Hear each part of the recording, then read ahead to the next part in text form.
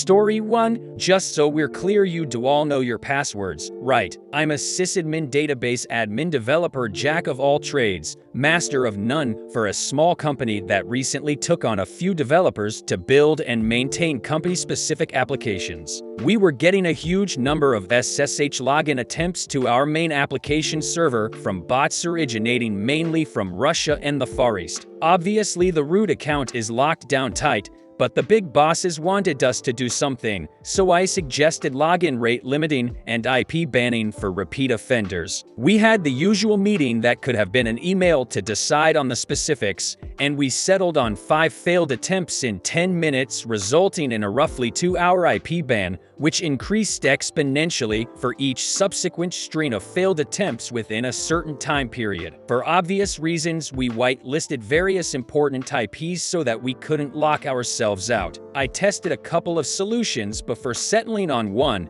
and before pulling the trigger we had another meeting to make sure that everyone could log in and knew their passwords, and that everyone had their main WFH machines set up using key-based login. We also unofficially agreed that the first dumbass to lock themselves out would have to buy the person who had to unblock their IP a bottle of spirit of their choice. The new policy went live at 4 p.m. yesterday. At 8:30 p.m. I get a phone call from one of our senior developers asking what bottle I wanted. He had left his WFH machine at home and had used his personal laptop to try to SSH in, but without specifying a username, so it defaulted to his local machine's username. It only took 4.5 hours before I had to perform my first unban. Looks like I'll be enjoying a bottle of rum this weekend. Cheers. Story 2. My first help desk arrest. During college I worked for the university help desk. I had just gotten my first promotion and was finally allowed to go on site and work in our walk-in area. One of the people working phones got a call from a student about their Nintendo Switch not connecting to the residence hall internet. This is a somewhat common call as switches are incompatible with the 802.1 authentication our network used. The person working the phone did their best to explain this in English to an astonished customer,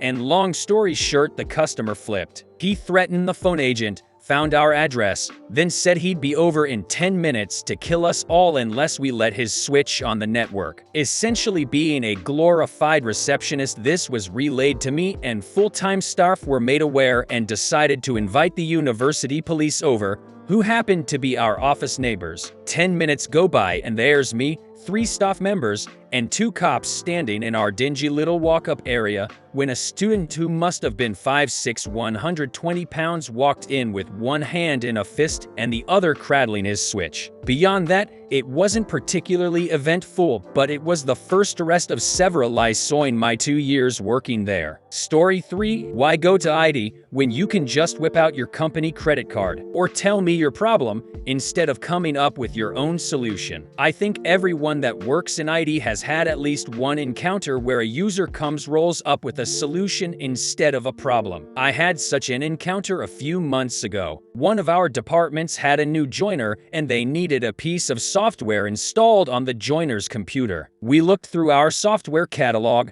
but couldn't find it. But when we checked our inventory tool, we found that everyone in their department had it installed. I put it down to poor documentation, downloaded an installer, installed the program, confirmed it ran, and left it at that. A few days later, I'm asked what the license key is. Bugger. I look through our shared mailbox and cannot find any references to this product or vendor. I check our licenses folder and turn up nothing. I check with the team making the request to find out when previous licenses were purchased, check it against the department's budget for the periods when the licenses had been bought in the past, and discover we never purchased the licenses. After some more digging, I find out that the license cost is CHF 125 per user. They've been purchased on the old manager's company credit card. The new manager does not have a company credit card. The current licenses they have are for an older version of the application. They previously licensed a user that no longer works for the company. Their old license cannot be transferred to the current version, and we cannot find an installer for the version they currently have. I reached out to the vendor's support for an old installer and, as expected, they told us to upgrade. Some arguments ensue as to who should be responsible for buying the new license. I say it shouldn't be us. My manager concurs. Their manager doesn't want the cost on their cost center, and this new joiner is sat there twiddling their thumbs one day a week because they need this software to complete their tasks. So I take a step back and figure out what this program actually does and what it is used for. It actually seems like a pretty cool application. You enter a path, enter some keywords or search terms, apply some filters, create date, last modified, file type, etc., and it will return all files that satisfy those terms, identifying duplicates, highlighting the similarities or differences between files, etc. I ran it on our department's contracts folder and was able to find the invoice for a storage array we had purchased 7 years prior, but hadn't been able to find the invoice for, which was preventing us from selling it to a reseller. But why did they need the program? Every day, a series of reports come in from various locations. These reports are dumped into a single folder. The file names are randomly generated. Sometimes, 2 or 3 reports can come in between them checking the folder, but they only need the latest report. Sometimes reports are accidentally sent with no data in them, so these need to be discarded. They periodically need to find the latest report for a specific location and then email it to another team in another country. Different people on the team are responsible for different location, hence why all the team need this program. So the team will open the program, enter the path of the folder containing all the reports, search for the location code, and then click Go. They then drag the latest report into the folder for that location and send an email to the team based in another country. It took about 5 minutes to understand the above process. I took a look into the contents of the report and saw that it's basically a CSV with a strange file extension. The first row is a header containing the names for each column. The third column is the location code, which always follows one of the same formats: number, letter, number, number. Within 15 minutes, I've written and tested a PowerShell script that will scan through all the files in the folder, use regex on the second line to extract the location code, copy the file to a new folder renaming it to the location code and the date the report was generated, plus an auto-incrementing number on the end if there are more than one from the same day, and then adding the original file name to a text file to prevent the script from checking the same file twice. The script was placed on a task server and scheduled to run every 15 minutes. This meant the team could now go into this new folder, use Windows Search to find the location code, and then read the date in the file name to identify the latest report. It took about 5 minutes to train the team on the new process, and then, upon realizing that the team they forward these reports to could perform the task just as easily, it took another 5 minutes to change the path the renamed reports are saved to and train the second team on their new process. They'd been using this process for around 5 years. It took them around 3 hours a week to complete. They'd purchased 4 licenses for the tool so far at around CHF 125 per license. Estimating their hourly rate at CHF 30, their cost to date for completing this task would have been 25,040 USD. Obviously, inflation, exchange rates, discount rate, etc. would alter this figure, but my hourly rate is around CHF 41 an hour. I spent probably an hour trying to implement their solution, 5 minutes understanding their problem, and 25 minutes implementing and training them on my solution, a solution that eliminated one team's need to do any work at all on this particular task. That's 90 minutes, costing CHF 61.50, CHF 23,900, CHF 61.50. Do the math. In short, when you have a problem, come to ID, don't try to figure it out yourself. Story 4. I think adults were born since that was last true. Not a shop story this time. Me and family member or FM.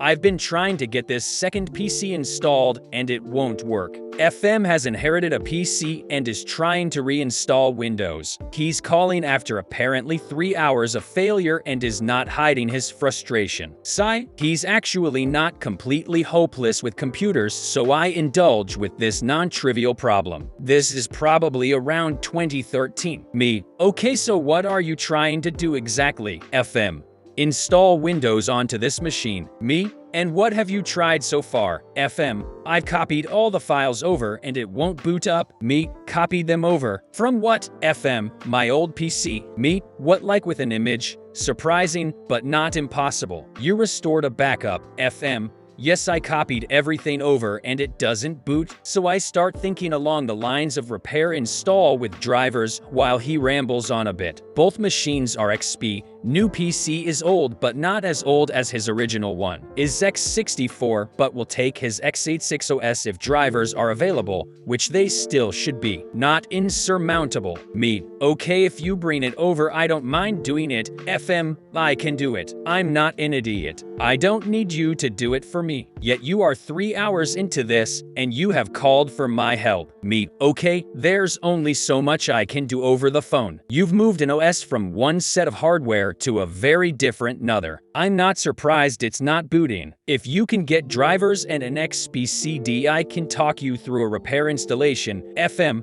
I shouldn't need to do all that. It should just work. Me, it won't necessarily. You'd be quite lucky if it did. FM, but that's how it should work. I know what I'm doing, and yet 3 hours and 10 minutes now and I'm trying my best. Me, Windows does tie itself to the hardware. There are dependencies, things it relies on. A repair will go through introducing your old OS to your new hardware, for want of a better term, so they can work together. FM, but I've copied all the files over. It should just work. Me, what did you use? What software did you image your PC with? All it does usually is clone the disk. It wouldn't make any difference if you physically swapped the hard drive. You haven't done anything to. FM, I don't need to. I've formatted the disk and copied the files. Me, with what?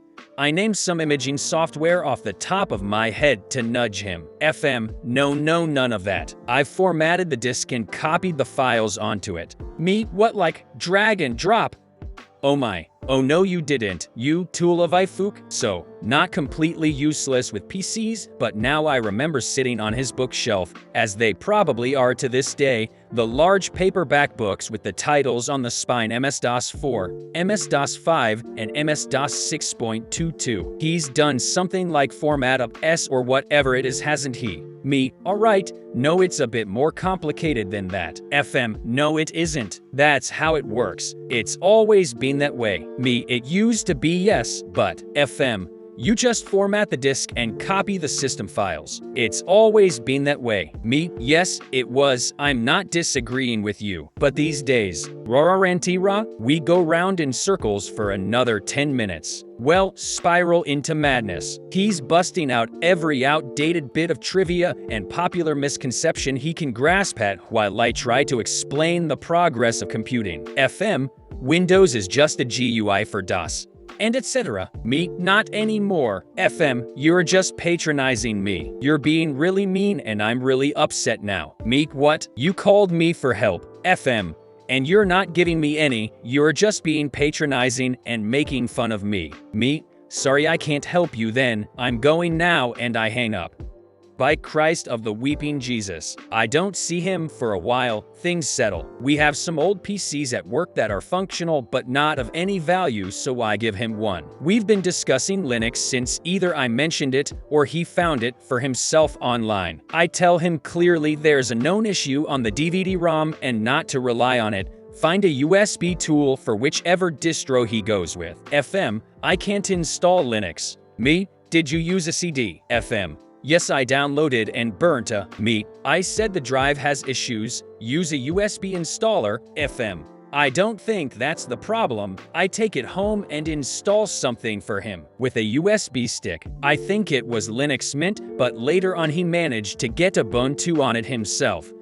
Sometime later, he and Mum take me out for a birthday meal. This is how I discover he's been converted. Like join the cult levels of Linux worship. genuine and frightening anger towards Microsoft, and impervious to facts and reason. FM. Microsoft are all BS, they just want your money and rip you off. Me. Is this still about you trying to drag and drop XP onto a blank disk? FM. They are just evil money-grabbing BS. All they do is take your money and then force the next version of Windows on you so you have to spend it all over again. Me. I think you've described their business model accurately, but it is also born of the necessities of progress. FM. They should just release one version of Windows and keep supporting that. I don't really want to be getting into this, so I don't bother to ask which funky ferret or gasping goblin he's running. FM. They should just make one version and support that forever, or whether it's the LTS release 5 years support or standard 18 months support. FM. Microsoft force you to do everything their way. You can do anything in Linux, or if he's tried formatting a disk and drag and dropping his Ubuntu install on it. Mum is furious enough with him as it is for going on about it at my birthday in the restaurant, so I say nothing until later when she tells me he's been whining and moaning about it at home for ages and she's begging him to STFU. I tell her the above thoughts I kept to myself. She's laughing her ass off. I see it's less about the story and rebuttal as it is the release of frustration. Please let me be humble and learn to accept my day when it is time. Let me be not proud. Let me ask for help from generations hence and accept it graciously. Story 5. I smell smoke, said the IT manager. So back in the early 1980s, we had a printer that was showing its age and getting cranky, for lack of a better word. It was one of those high-speed band printers about the size of a chest freezer and printing on 13-inch wide by 11-inch all fanfold paper. Something overheated and started to smoke and caused a small fire. So the veteran computer operator, thinking quickly,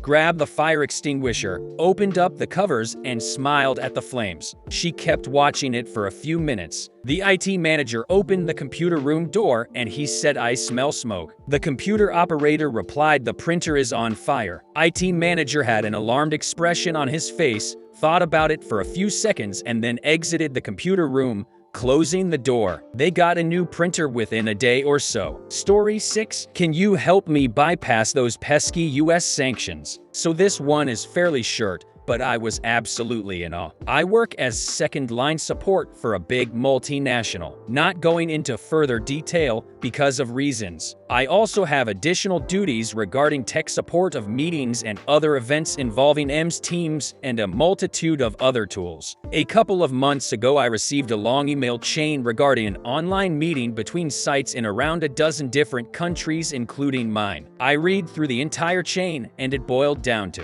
the meeting itself always works fine, but for some reason we always have issues with the CA. One site has issues accessing it. It was never mentioned which site. I contacted the person who sent it to me. "Dear user, could you please elaborate on the issues this site is facing? We use this tool every day on site and it never appears to make problems. Best regards, Quiche." User then replied, "Dear Quiche, the participants in question are situated in Iran and they have difficulty accessing the CA. It is probably due to the sanctions from the US against Iran. Do you know any way we can bypass them? Kind regards, User." I sat there at my desk, comprehending what was asked of me, my eyelids opening and closing by themselves, probably spelling out the Hagen Morse code or something. My internal monologue went something like, "Sure thing, just let me hit up old Joey and deal with this malarkey right away. Might solve the effing Middle East crisis. While we're at it, am I right? I am not sure on what lists I just ended up on, just being involved in an email exchange with the words bypass US sanctions in it. I will try to avoid visiting the US for a good while until I need my prostate checked by the TSA. I replied to user, "Dear user, please consider using other common tool. Best regards, Quiche." Story 7. That's not a tech support issue. Yesterday, I'm sitting at my desk, doing the needful of browsing MSN articles when the phone rings. It's one of the production managers. "Help desk, this is Abadatha. Yeah, they're having issues with 1108. It's by the old receiving area. Okay, I'm on it. I dame where into it. It's running slow, but it's slow like all our Kanban machines. Kanban is running and I can see them entering the info they need and making their scans. Okay.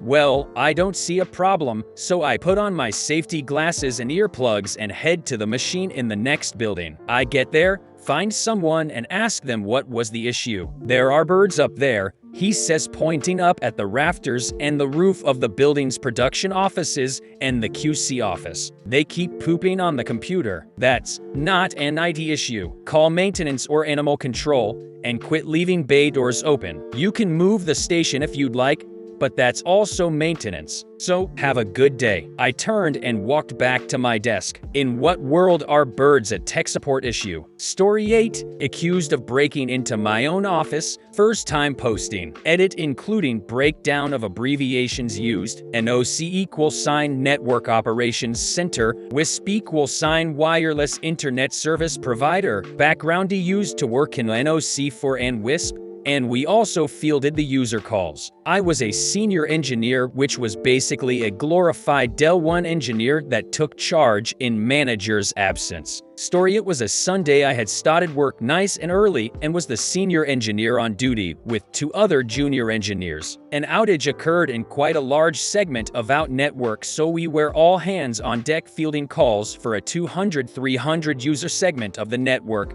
when I received a call from a user. "Thank you for calling company name. You're speaking to Matthew. How can I assist?" I say in my best telephone voice. She replies, "My internet is off," in a frustrated tone. At this moment I realize the customer is upset and most likely affected by the outage we have, but due to process I need to create a ticket and link user to the parent case for email and SMS updates on the ongoing issue. Kindly ask the user, "No problem, ma'am. I just need to locate your account. Please may I have the account holder's name and an email address or account ID?" She then screams customer's physical address. Now normally this is enough to locate an account, but we are tasked to confirm 3 or more details on the account to make sure that we are speaking to the user in question and to ensure that we are somewhat upholding GDPR and not leaking information. I kindly repeat to the user, "Please may I have the account holder's name or telephone number as well?" She then proceeds to scream at me, "You do not need this information. I have dealt with this tech support more times than I can count because my internet is soch." At this moment I give the customer the benefit of the doubt and understand internet problems are frustrating and ask the user, "Please ma'am, I require this information to confirm that I am speaking to the account holder." User goes quiet for 10 seconds. There is an awkward silence. User: "You don't work for company name, do you?" Shocked by the question, because who in their right mind would want to work in a call center during an outage? "Excuse me, ma'am." I reply confused, "You're a thief. You have broken into the office and are stealing customers' info." I cut the call mid-sentence. I look at my juniors who are both staring at me and say I am not paid enough to deal with that. Customer proceeded to call over and over, but I spent the next 2 hours dropping her call every time I saw it in the call queue. Let my boss know to check the call recordings. I get a laughing emoji in response. 6 days later I find 16 customer service complaints logged against me that no one in management or customer service team told me about. Listen to the voicemails attached to tickets. "Hello, there is someone in your office stealing people's information. I am worried about your staff's safety. He kept asking me for my information, and when I asked him why he needed this information, he told me it is because it is what I want, and when I asked him if he truly works for company name, he said no he doesn't and told me to F off. Please, I am worried about your staff's safety. And also my internet is off." I must have listened to this voice recording 100 times and was declared the data thief of the office. Never dealt with a more delusional customer before. I asked the higher-ups if they terminated her contract like they have in the past for abusing staff on the phone. They neither confirmed or denied that they had, but we have never heard from them since. Don't let customers treat you like trash. Story 9. How did you even get hired if you don't know how to use a mouse? This is one of those times I ask myself, why do I have to deal with this Stimes? Why me always? I call her calls and my mouse is not working. I'm trying to close a document and I point at the red X and hit enter, but nothing is happening. Me, Times mutes the mic, shouts a few profanities until I feel better. Okay, I can help you with this. I ask a couple of triage questions, then ask caller to unplug their mouse. At this point in already know it's user error, but I have to follow triage or else QA will rain upon me like a hailstorm. Let's unplug the mouse, then use your touchpad. Surprisingly, caller knows what a touchpad is, or do they? Caller: I've done that, but now I can't use my mouse at all. Me: that's because we unplugged the mouse, now we have to use the touchpad. Caller: same thing, I hit enter but it doesn't close. Times educates the caller on the use of right and left click. Caller: oh wow, I didn't know you could do that. I go on to point out the similarities between a touchpad and a mouse. Plug mouse back in and voila, it's working again. I was left wondering how they finessed their way through the interview process and landed a job that requires daily use of a computer. Story 10. Police officers play network admin, long-time lurker, and first-time poster. Native English speaker, so please call me out if I make a mistake. Really quick cast: network guy, police officer 1, PO 2, police officer 2, PC police chief, coworker win, coworker 2S supervisor. So I work for a university help desk that supports the entire campus excluding a few specific places like the dorms. Today on my shift, I came into my shift and clocked in. As I was getting logged into all of our background systems and the phone queue, I was shown a ticket by CW1-2CH, and they could not believe what was going on and they piqued my curiosity. The person who opened the ticket was PM, our main point of contact at the station. The ticket reads 110. I was told one of the officers switched the routers in Area X and Area Y. Area X continued to have internet with Area Y's router. They switched it back. They think it might be a court issue. Can someone come verify? Thanks. I had to reread the post 3 times to make sure that I was comprehending it right. I could not believe that someone would touch enterprise-owned equipment without clearance. Keep in mind I am Tier 1 and the clearance to work anywhere near the network infrastructure is Tier 3. After confirming that my mind was not in fact scrambling works and I read that correctly, I looked at the notes under it and just wow. The next message literally just said, "And you did what? This is unusual. We are trained when we start working here that the messages we send through the ticketing software should follow a general email format like, hello caller, message, thank you, technician." The officer responded, 110. That's what I am told. The PO2 asked PC before doing so, and PC approved. Unknown when it occurred. Just what? What does that mean? No disrespect to our PC. They are a pretty awesome person who I have dispatched for in the past, and they were always patient and kind to me. But I will say that this person needed help figuring out some very basic computer problems, can't really get specific due to the nature of the work. Apparently, a similar thought passed through Aurin's head because his next message is pretty legendary. And this is not acceptable. Specialized equipment should not just be moved by those who don't know how to connect, troubleshoot, or handle specialized equipment. Time after time when we see issues with Area Y, it's because either the dongle on the tablet is broken or some officer has turned Wi-Fi off on the tablet. The other month we tested the cable in the squad and it came back pass in a certification test. What led to the decision to just make this change? Has the squad been not functioning for some time? That made my work shift interesting. I have saved the ticket number so that I can keep looking back at it. I will update this post with what happens next as soon as there is more to tell. Edit. Hello everyone and thank you for your patience. I have an update. According to in called PC and absolutely ripped into them. I was not there for the conversation, but it was apparently pretty epic. What I do know is that the networking team ended up replacing both routers and the police station was given strict orders to talk to at least the help desk before they do anything like this again. Not the most climactic ending, but I hope you enjoy reading it. It's unlikely that anything else will happen, but if by chance there is anything, I will update again.